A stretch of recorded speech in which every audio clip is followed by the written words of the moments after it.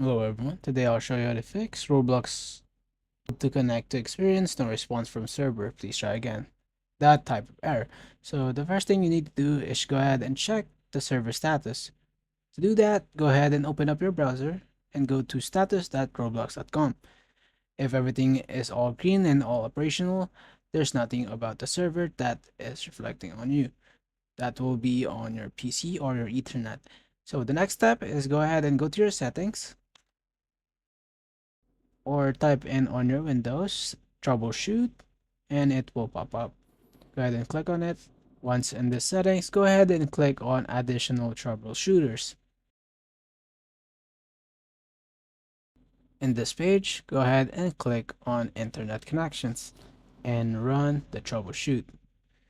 Once in here, go ahead and just keep on continuing with the troubleshoot and this will find any internet problems with your PC.